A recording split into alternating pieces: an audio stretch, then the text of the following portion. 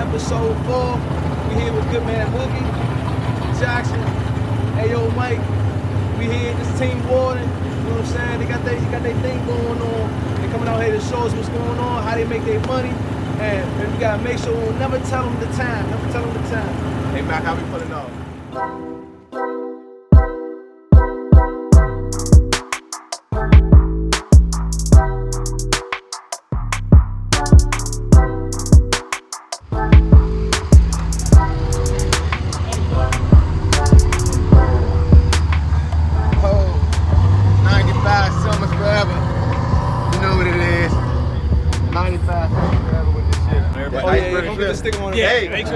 Make sure you get this on the podcast. The Warden gonna tear Iceberg Slim a new asshole pretty soon.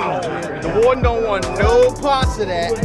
No parts. Talk, listen, you know I love you to death. You know how you my man. I love you. I don't fuck y'all up. Alright, so we down here at the track. We down here with Iceberg. We down here with Mookie and the Warden. We about to get real crazy. I told y'all I sound crazy and stupid for y'all. So come with us real quick. Keep hitting that like that. Oh my God. Alright, you see how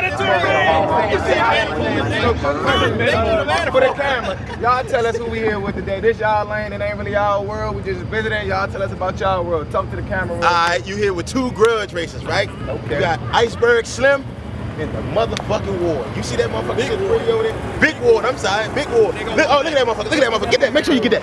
That motherfucker's hard, boy. So we over here talking, trying to get them to lock in. Well, they trying to get us to lock in, but we made some changes, so we ain't really trying to lock in. Real. Once this bitch goes 60 foot, we going on the ass. All right, so quick question. Like we said, we in y'all world. Where we at? We at Maryland International Raceway in Mechanicsville, Maryland. Out here in the boonies, some fucking way where they got horses and buggies and shit.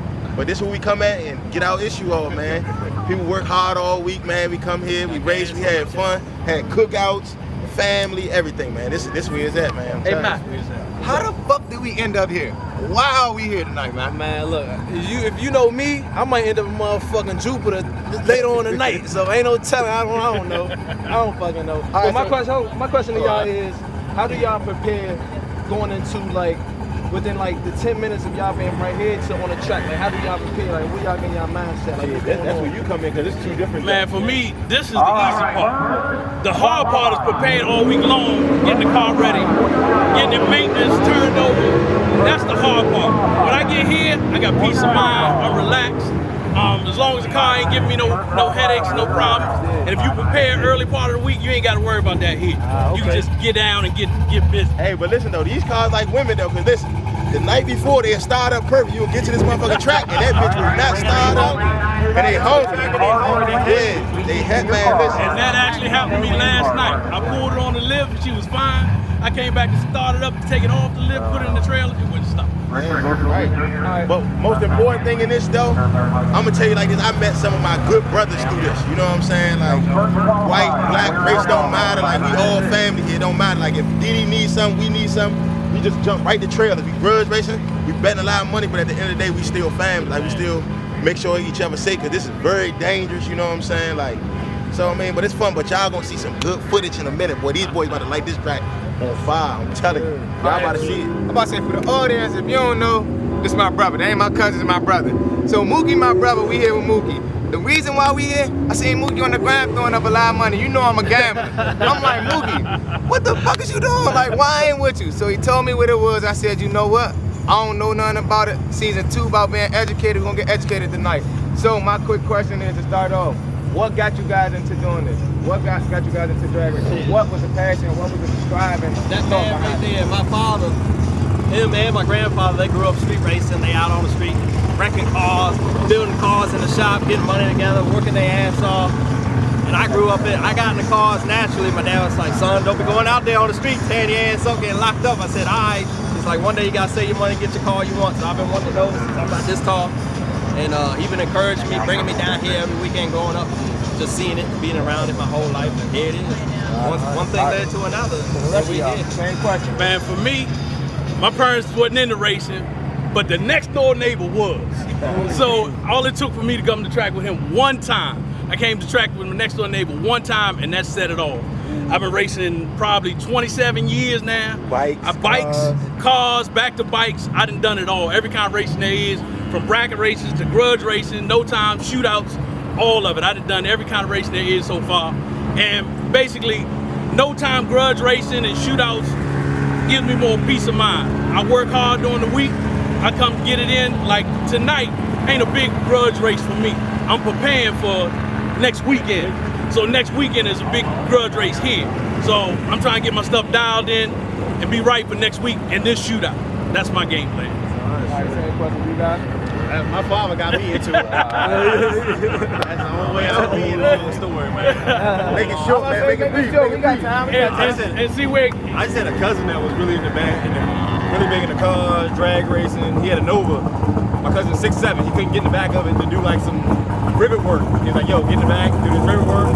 Ever since then, I've been on it. You know what I'm saying? So 15, 20 years, this is it. You came off the bench and got right into it. Exactly. That's all right. That's all right. Hey, Mookie, how you end up in it? I like money. That's all I'm about. I'm about the money. Listen, short and sweet, I'm about the money. I like money. This shit bring money and I like it. Oh, she got the little curse. I got the love curse. I love that money. And like Mook said, it draws so many people in tight. You see, I support this Mobile Lab Racing. That's my family. That's the folks that help me every week, week in, week out, here at the track. My Mobile Lab Racing family, and that came about from, we used to just be the lab. We was racing motorcycles. I had a house fire and burned up everything I had except for my motorcycle trailer and my motorcycle. So the lab had to go mobile. It went mobile, so that's where it came from, Mobile Lab. And these cats in my family, a lot of them not here tonight, but they're the reason I'm still racing. They help me out day to day, put in this work, sacrifice their time, and that's one of the reasons I love it. That's all right. That's all right. All right, so I was going to ask about that cherry popping moment y'all first race. How was that? I can't even remember that. Well, since I got back into the no time world, I had one cat, man, that actually, I couldn't do it without him. He helped me build both my cars. Iceberg Slim would be what it was, this dude named Mike King. He down in No Mercy right now. You know, he crew chiefs for another guy professionally. But he took me in, man, let me build a car in his garage. And he said, look, I can build it for you and I can charge this. Or I can plant this seed, show you how to do it, and you ain't never got to worry about it again. And that's what he did. Show me how to do things so I don't have to pay everybody to do anything. I can do a lot of the work myself. What's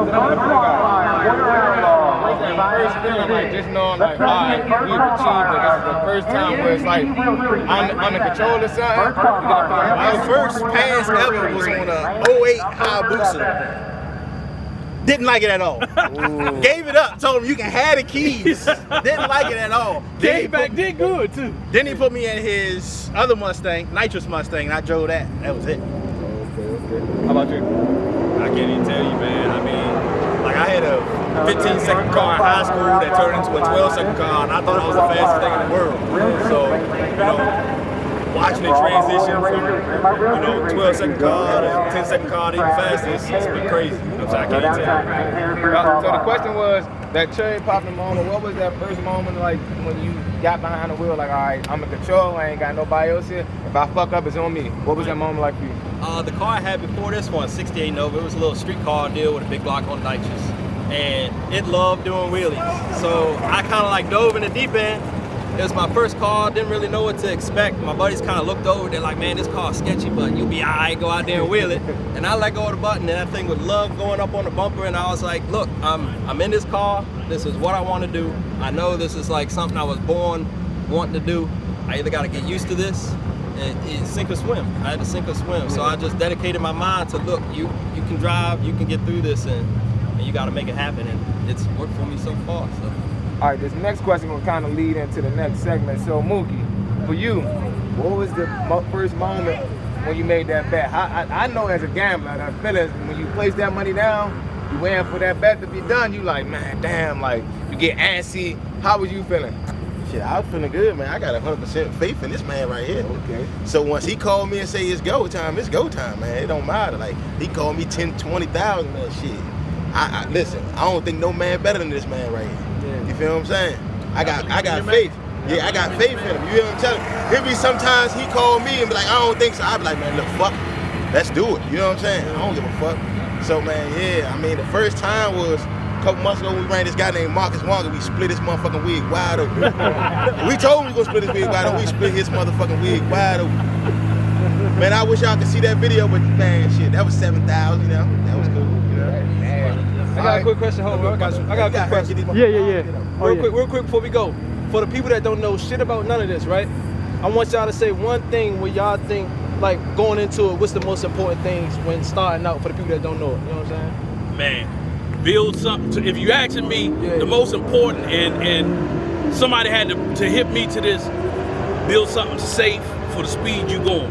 You ain't got but one life. Right. So whatever you build, have the most protection you can have, because when it go wrong in seconds. And there ain't nothing you can do about it of what you didn't build after you get strapped in that cockpit. Right. So if I got one thing to say for you, build something safe, don't cut the corners on the safety. Kind of going off what he said with, you might end up, I mean, with racing, you know it's dangerous. It's almost like a win rather than an if you're going to mess a car up, go into the wall, stuff breaks all the time. So my thing is never give up. If you're going to get into racing, you're going to run into walls every time you get into it. Just never give up. If you have to start from scratch again, if that's what you want to do, if you want to stay in the game, just don't give up. Keep on doing what you're doing. Same thing he said, like, just don't give up. You're gonna go through a lot of emotions with this shit. You got people that don't like what you're doing, people that don't like you because they older, you faster. You know what I'm saying? You just gotta stick with it and stay focused, you know what I'm saying? So, yeah, and put God first. Yes, sir. Yes, sir. So that was enough talking. That was enough. Appreciate you guys. That was enough talking, man. It's time to get on this motherfucking track, see what the fuck going on. Cause they was doing a whole lot of talking. We want to see what they about now, you know what I'm saying? So let's go to the track. Crazy. We about to get crazy. Mic the fuck up.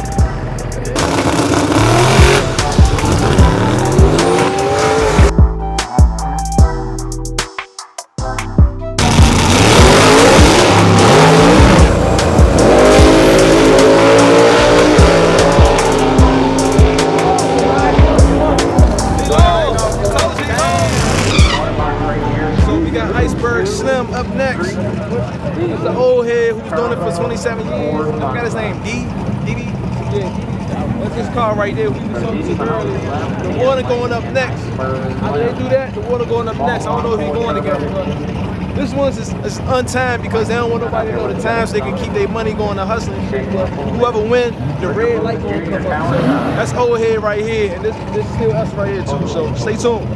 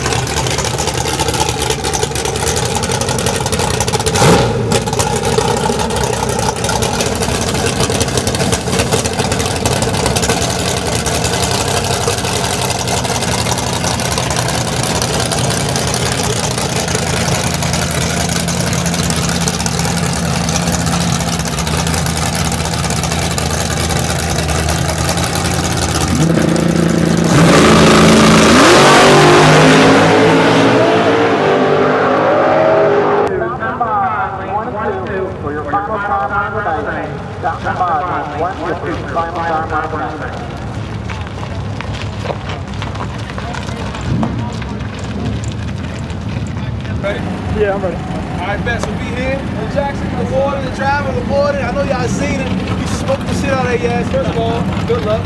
I mean, good job. Hey, Slim, this motherfucker be moving. So tell me, how you feel about the race? I feel pretty confident. We got one car in here that he's flying. I'm tell you right now, he's flying that gray Mustang over there, but everybody else, You smoked them, though. easy money. You smoked them, though. I got trust in my car. I got trust in my He's so crew. humble, man. I was talking shit. We ran over here. All his kids ran over here. I was like, y'all dad lost. I was just fucking with him. But nah, so you feel confident. That's the car you want to beat. You beat him. But today is the prelim, so what does that mean as far as you winning tonight? So that was pretty much like our test pass.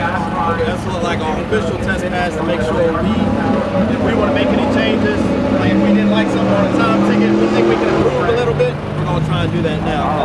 Tomorrow or Sunday, depending on the weather, we get one more try at a test pass, another shakedown number 2, and after that we're in elimination.